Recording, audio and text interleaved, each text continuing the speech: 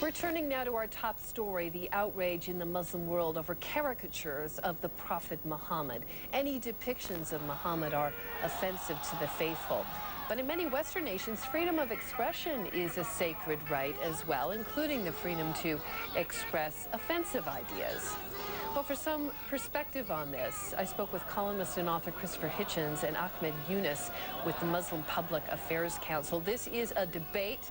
They do not pull any punches.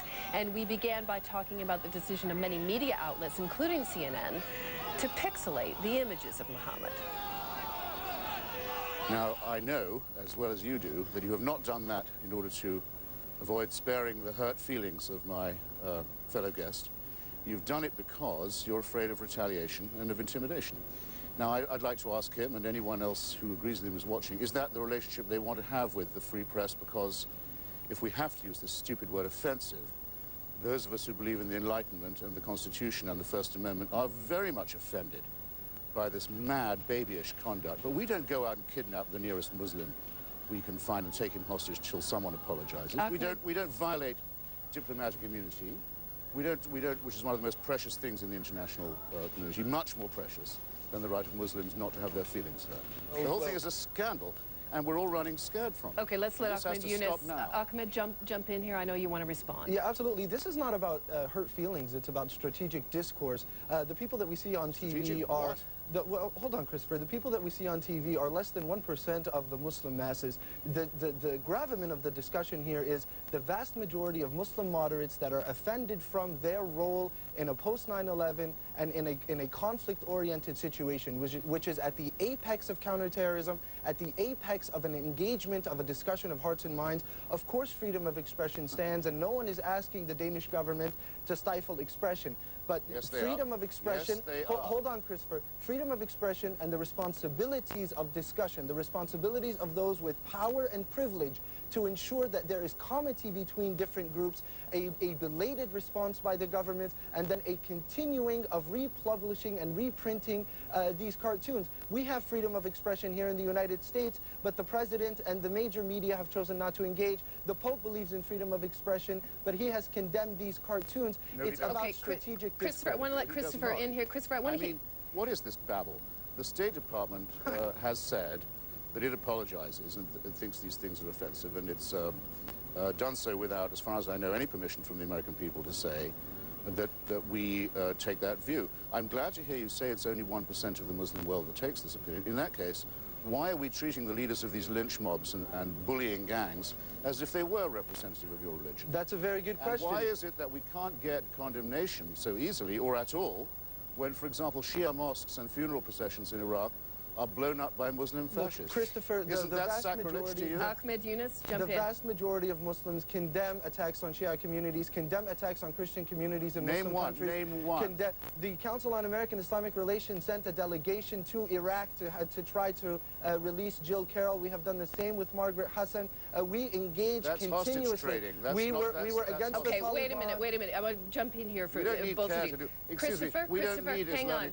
Christopher, I got to jump in here because the point is made here, and this comes up over and over again, that when we talk about the most radical of Muslims, they're the ones who get the attention. The whole of the faith gets painted with this brush by the kinds of pictures we're showing today of burning buildings. As awful as it is there a fair point being made here that this clearly is not representative? Absolutely, and if we look at... Christopher, please. Well, that's for Muslims to decide. If they want to condemn this, they can, but actually a lot of Muslim governments have instead, and authorities, have instead joined the condemnation of the cartoons and urged the Danish government to bring pressure on the free press in Denmark. Because it's absolutely outrageous. They are opportunists. State actors and non-state actors that are taking this opportunity to pursue their ends is a different discussion. What we are discussing now is why would we offend the very identity of 1.2 billion people who are needed for us to end this era? No, that's not the question. That's not the question at all. Why are there anti-Semitic cartoons published all the time in certain Muslim press and Arab press? Let's talk about the anti-Semitic cartoons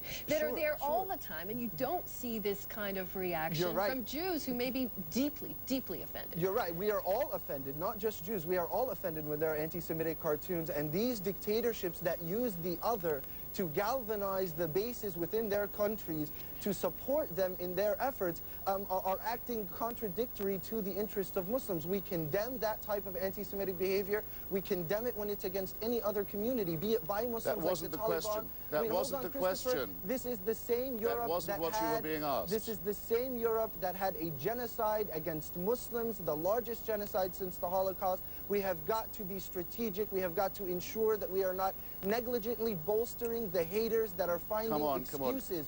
Okay, Chris, I'm not just a jump in. potted plant here. He wasn't asked that question. He was asked why, when Jewish people or Christians, or the largest, in my opinion, the most important group in the world, those of us who don't believe in religion and claim the rights of the Enlightenment, when we're offended, you were asked, why don't we take the occasion to go and set fire to embassies of democratic countries or kidnap civilians? That's what you're being asked. And you're still claiming Muslims have a special right to be offended, and that is very offensive indeed. Absolutely not. I am claiming that Muslims have an equal right to find human dignity in the way that they are treated in society. And Christopher, if you feel that there is an attack against you, you have the right to respond. That is the same freedom of speech that you're saying. The Muslims around the world... Without your permission, with your interruption, that's what I'm doing now. Okay, gentlemen, time out here for a second, time out. Christopher, I want to go back to the first point you made, and that is, how newspapers and news organizations make their decisions about this. And you mentioned, CNN's decision to pixelate these. You're right. I mean, partly based on fear of reprisals against our staff, but also partly based on fear of offending. And I want to put it to you this way. I mean, do non-Muslims have any obligation, in your view, to be respectful of this aspect of the Muslim faith and to make an extra effort not to offend? Look, I'm not asking for the right to slaughter a pig in a mosque or to defecate on a Quran or anything of this kind. I am saying, though, that religion makes very large claims for itself.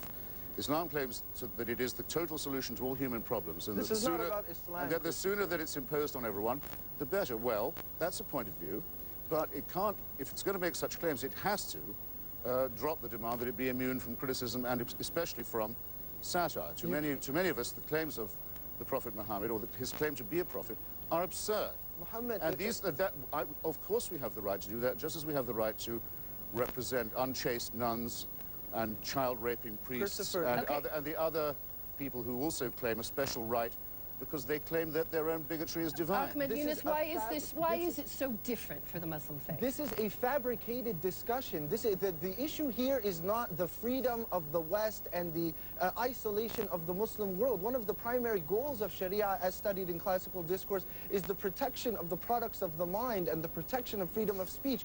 That's not what we are addressing. We are not asking anyone to follow Islamic law. No one in the world is saying that there should be an inhibition against this type of speech, but what we're saying is those with the ability to move discussions forward for peace, forward for an ability to see each other, they have a responsibility to act. It is not babble, Christopher Hitchens. Babble. This is not the first time. These types of cartoons... This isn't the first time. These types of cartoons... The religious leader of Islam called for the murder in his own name for money of a novelist living in England who wasn't a Muslim. Who is this religious leader of Islam? We are Muslims, sir. We all represent ourselves. Our tradition has been clear. The Ayatollah Khomeini did not consider you as equal, let's say. The tradition of the Prophet is clear. Comity between all people, religious freedom for all people, even those that do not believe in God. We are the vicegerents of that matter. We have to leave it there, gentlemen. I appreciate it. They claim a special right, and they claim it at gunpoint and by force. No, Christopher, that's